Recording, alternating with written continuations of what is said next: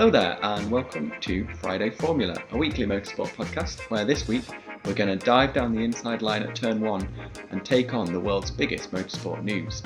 I'm Owen Bellwood, and I'm once again joined by Will Longman. How are you doing this week, Will? Yeah, not too bad. I was very unprepared for you to ask me how I am. I'm good. I think I'm maybe in shock still from there being a half decent, watchable race at Spain at the weekend, which is a nice surprise. Yeah, that is a good surprise to have at the start of a week, isn't it? Or the end of a week, I guess. Because everyone goes into it thinking, oh, there's going to be no overtakes. Oh, everyone's just going to go round. But it was quite a nice mixed event. It was quite a nice mixed event, wasn't it? Yeah, and I wonder if part of that is to do with the fact that we didn't test there this year. It was nice to not do thousands of laps over 8 days at Barcelona. Maybe they should go back to testing at circuits that they don't race at. But nonetheless, they had less data. You got some more kind of mixed strategies. Everyone wasn't just doing the same thing. It was quite nice. Yeah, the strategy thing was the thing, the part that I found most interesting this weekend. How you could see people trying to do a one-stop, and then just getting so far and being like, "Oh, it's not worth it. We've got to go in again." Yeah, like people like George Russell, he was up in the points for a long time, and you were just like, "Can he make it? Can he make it?" And then he had to go in for new tyres and was just outside again come the end of the race.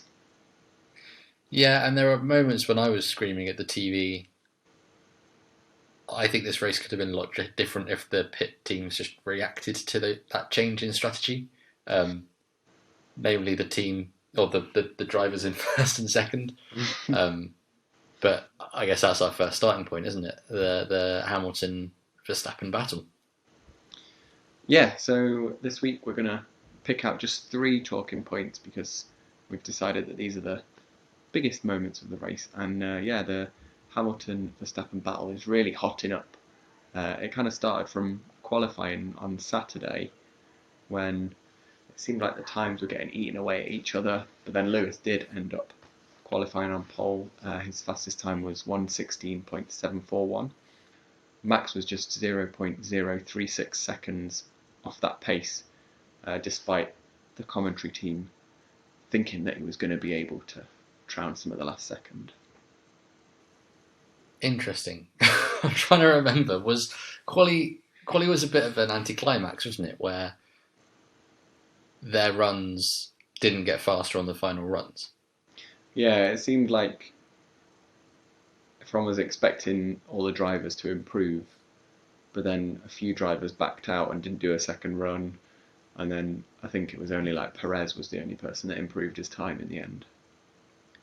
Well, yeah, and it's again he qualified in 8th, not quite where he needs to be. So he probably improved off a lap that wasn't fast enough in the first place. But I think there was a lot of saving tyres and stuff for the race on Sunday. I know Lewis went out a couple of times and scrubbed some new tyres so that they were like in a better condition for Sunday, which should totally be illegal. I don't think you should be able to do that. But yeah, again, it was super close at the top. We just want Perez to start joining that party and push Bottas for that 3rd place, I think. Yeah, for sure. The other big moment from qualifying was that it was Lewis's 100th pole position. Everyone knew it was going to come eventually, so I don't think anyone was shocked by that. But it was quite nice that he's reached this huge milestone, and he's now got more poles than some constructors, which just seems insane.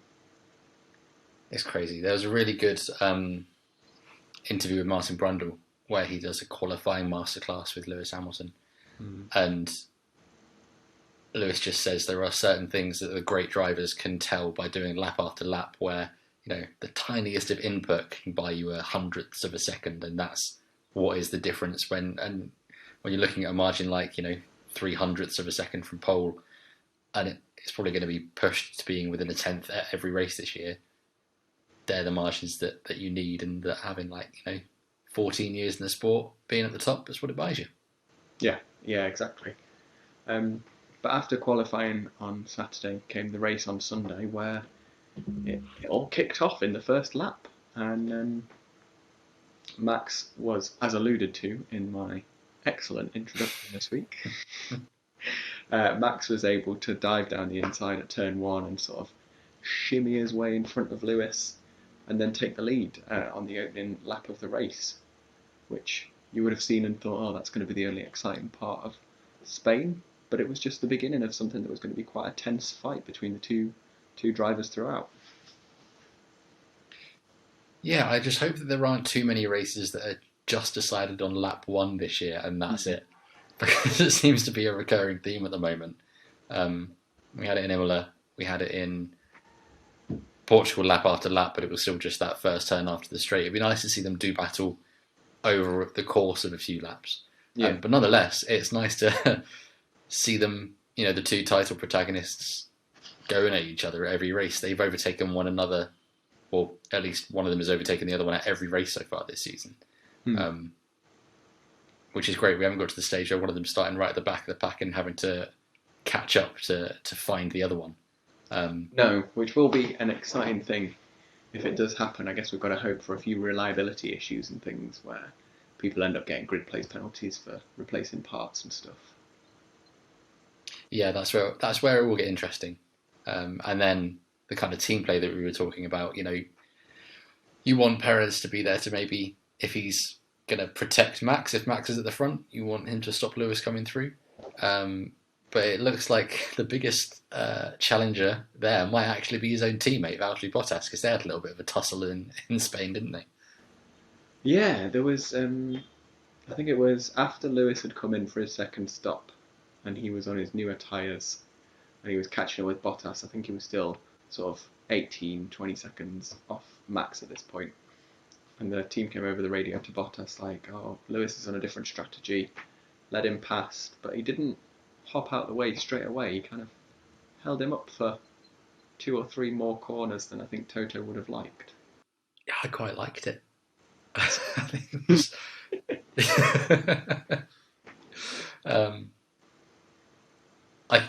I think Valtteri still is going to want to see himself as a title challenger, isn't he? And he's not had the best start this season, so he's going to have to try and do everything he can to stay in front of Lewis. But it's pretty inevitable in the end, wasn't it? It was maybe a little bit ill-judged. Mm-hmm. Yeah, and the other interesting thing that I thought about kind of led up to his little stint behind Bottas, but was how it was another week where it seemed like Mercedes were having to mix up their strategy to try and catch up with Red Bull. And it's quite interesting that this is at least the second race where this has happened.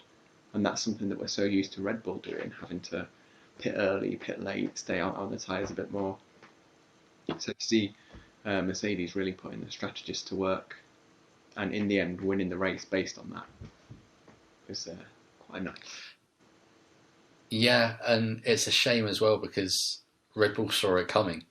As soon as Lewis pitted for the second time, GP came over the radio to Max and said, this is going to be Hungary all over again. And it was at that point when I thought, well, why don't you do something then? Yeah, that's what didn't make sense.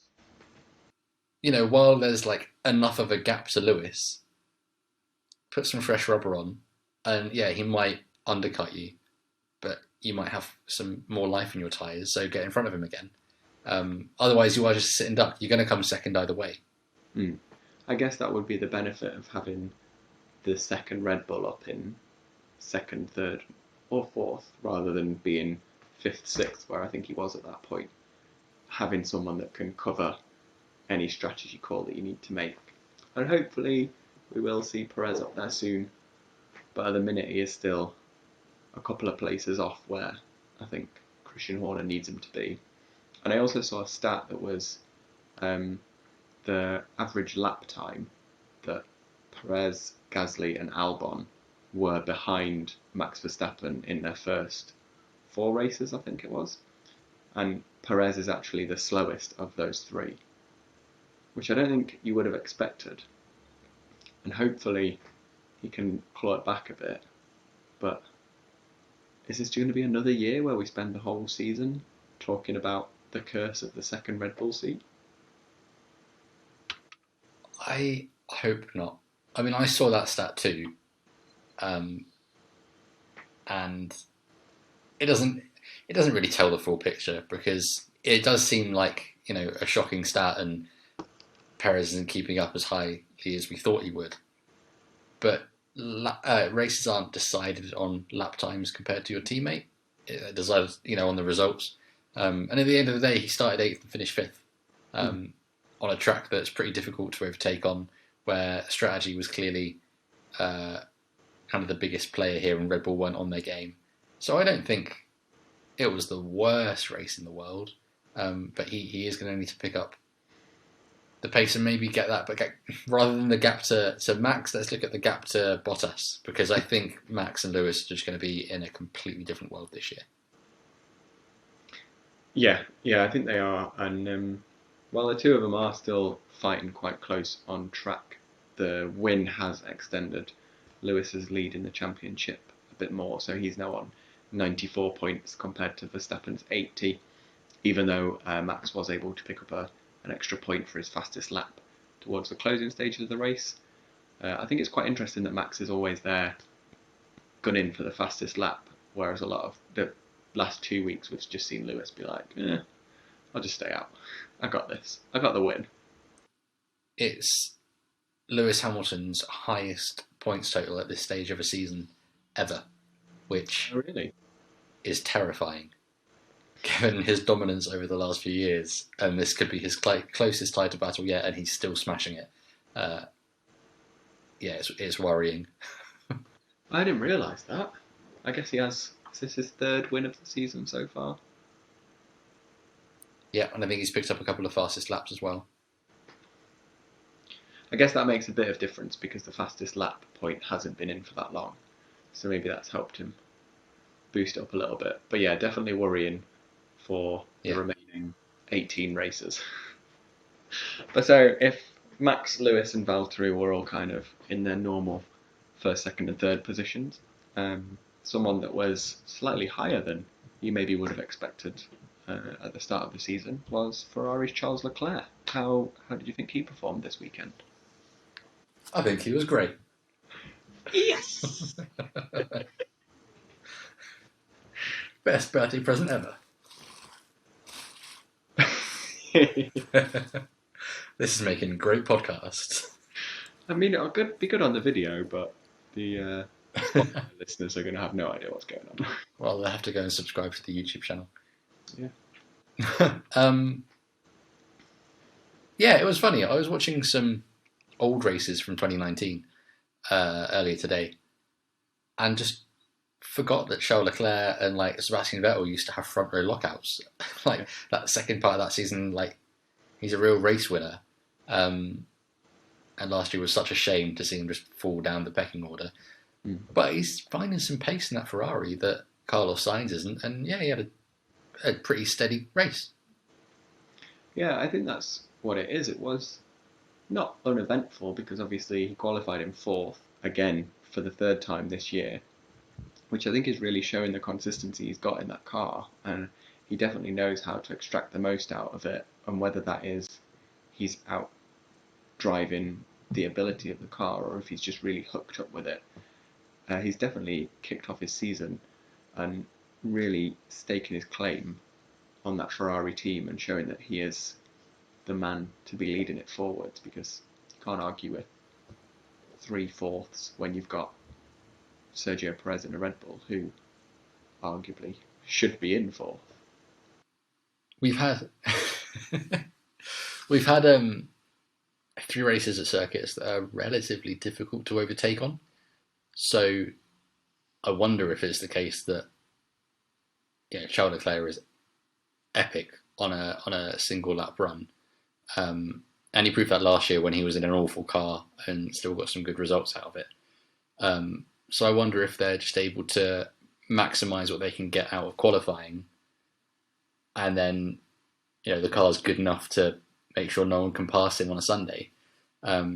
So let's see what happens when they get to a couple of circuits. I mean, that's perfect again for Monaco coming up. You just have a great qualifying in Monaco and just sit in the middle of the road, you'll be okay. Let's see what happens in Paul Ricard and some other circuits where it might be a little bit easier to get past. But no, there's positive signs. I was going to say, it wasn't even just that he was sitting there in the middle of the road and stopping anyone from overtaking. He did get past Bottas and was up in third for a few laps, and then did sit in the road and do a fair bit of defensive driving to keep Sergio Perez behind him, who, like we said earlier, was a bit out of position and was fighting through the field. So he was able to hold on to where he thought he belonged. It's just a case of, getting in front of a Mercedes and being able to stay there, rather than inevitably losing that place. Yeah.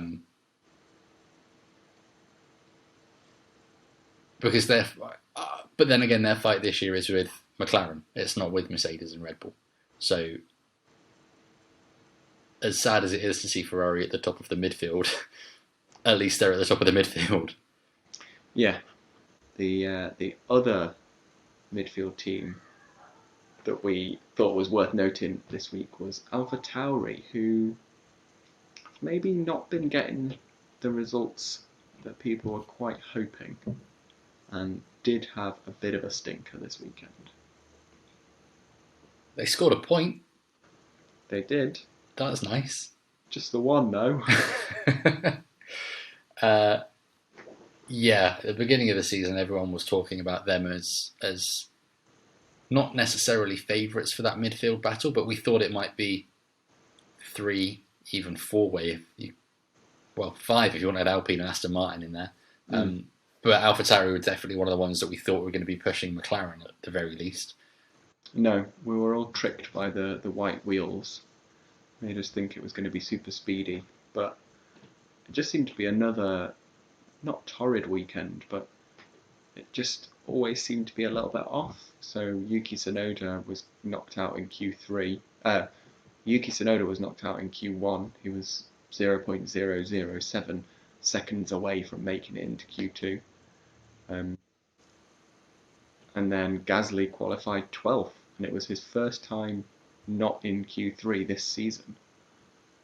So while that could be down to it being a very tight fight between AlphaTauri, Alpines, McLarens and Ferraris, I think people would have expected someone like Gasly, who proven race winner, to be up in Q3. So it was a shame to see him way down in 12th. Yeah, and Yuki's got to sort it out. He's not qualified higher than 14th this year. Didn't get out of Q1, like you said, for the second time this season. Mm-hmm. And I know that he's a rookie, but he should be out qualifying the Williams. You would have thought. Yeah, definitely. So hopefully it's a case of just some teething problems with him, and then hopefully give it a few weeks, they'll be up to the double point scoring ways that everyone hopes they will be. Even with the qualifying performances not being quite what we wanted, there were still silly mistakes that hampered the race. So the big one was Gasly ended up with a 5-second penalty for not being in the right place in his box at the start, which you're just like, there's lines, stop at the line, and then you won't get a 5-second penalty. And that, if he'd not had that, he could have won 2 points. Wow. He did have a bit of a blinder in the last kind of 8 laps. I think he pitted for a new set of tyres quite late on. And if you look at the gap between him and Ocon, who is just ahead of him at the end, the gap was about 17 seconds with about 8 laps to go. And he managed to get that down, and it was a couple of seconds that he didn't. I think they might have even crossed the line together. So that was good. That was strong. And if he had pulled that off, then maybe that's 2 points well earned. But had he not had you're right. If he didn't have that 5-second penalty, then he definitely would have got across the line before him. Definitely, it still feels like there's a lot of untapped potential in that team. And while it might not be another race win like we had last year, unless it's a mad one, it would be nice to see both of them up in the points. But then I'd also like to see Alonso and Ocon both in the points week in, week out. So maybe we just need to extend where we give points to. You've not even spoken about the Williams yet. Oh God, George needs points as well. That is the thing, isn't it? If you think of all the cars that are going to score points, you've got Mercedes, Red Bull, McLaren, Ferrari. So say all of their cars score points, you've only got space for 2 more cars. I know. I want Schumacher to get points at some point. Okay, if Mick Schumacher gets points this year, that is going to be the craziest race. Imagine if Mick Schumacher gets points before George Russell. I think the best way Mick Schumacher is going to get points is if at the start Mick goes the right way off the grid and Mazepin just turns around and starts going the wrong way round and taking out everyone else. That is the best chance Haas have of getting points. I mean, they could probably get away with it. Oh, yeah. He's only got 1 penalty point at the moment. He's got 11 to play with. I think he's got 2. Has he? I think he has. Yeah. That's more points than Yuki Sonoda. Exactly. I did quite like the FIA to team radio graphic that we got when Toto wasn't happy with Mazepin holding up his man. I hope that is a regular thing now, and not that it's always someone moaning about Mazepin, but that we get to hear a little bit more of what the race director has a say on. Because I wouldn't have thought you could complain to the race director about that.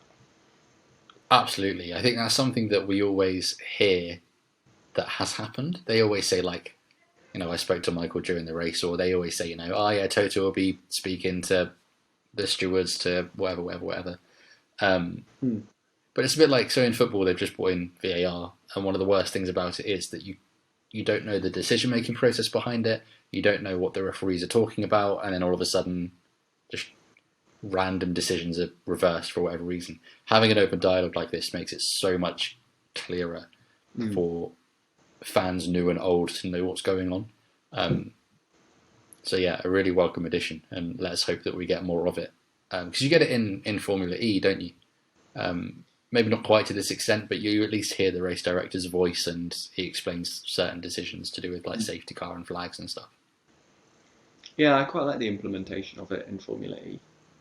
The most notable one is when the safety car's coming in, or when the yellow flags are being switched off, brought in. How you get that countdown from the race director. There's going to be back to racing in 3, 2, 1. I think that's quite a nice way of having it. But if we're having one thing from Formula E in F1, it's got to be driver's eye. Oh, yeah. Yeah. Either that or the Michelin Man at the podiums. Yeah, both excellent additions. I'm not sure what Pirelli would think of that, but I'm down for it. Do you know what the Michelin Man's called? Mike? Bibendum. What? That's what the Michelin Man's called. So those were what we think are the 3 biggest points of the Spanish Grand Prix. It wasn't an action-packed race, which I don't think anyone expects from the Circuit de Catalunya, but it was quite an exciting one nonetheless, and there were quite a lot of interesting little tussles up and down the grid, and because of that, we're now going to do our now traditional 1-sentence review of all the teams in the championship. We're going to go down in championship order, which means we kick off with Mercedes, and over to you, Will. Hamilton is inevitable. Bottas is replaceable. Needs to pull some strategy wizardry out the bag. Ricciardo's finding his rhythm, while Lando misses the beat. Positive signs of a hopeful return to form. Ocon outshining his world champion teammate. Tauri troubles becoming almost traditional. Another pointless race. In danger of becoming forgettable. The gulf between Russell and Latifi is starting to show. But I feel like it just has to be another week getting in the way. Oh, that's a good one. Yeah. It's painful. I feel like yours have been like really passive aggressively critical this week. Forgettable, getting in the way. I quite like it. Cool. So they were our thoughts on the Spanish Grand Prix. Thank you very much for watching. We hope you enjoyed it. You can always like and subscribe for more excellent race reviews like this one, or follow us on Twitter at Friday Formula, or you can follow us personally on Twitter. I'm at Will Longman, and Owen. I'm at Owen Bellwood. Lovely stuff. You can also follow our fantasy league. Join that. We're still last in a 3-person league. We're second and third. It's going very well. But other than that, join us next week where we'll be taking a short break from reacting to races and talking about sprint races. Looking forward to Silverstone and Monza. But until next time, thanks for joining us, and we'll see you next Friday.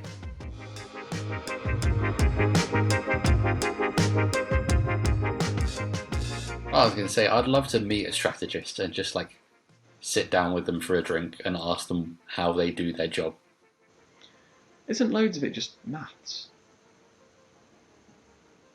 Yeah, but part of me hopes it's like passion, and really they're just sat there like all of the sums say don't bring him in, but I'm going to bring it in because it's what my heart says to do. I reckon if that was your approach to Mercedes' strategy, you would be fired on the spot. Valtteri, it's Will. My heart says box.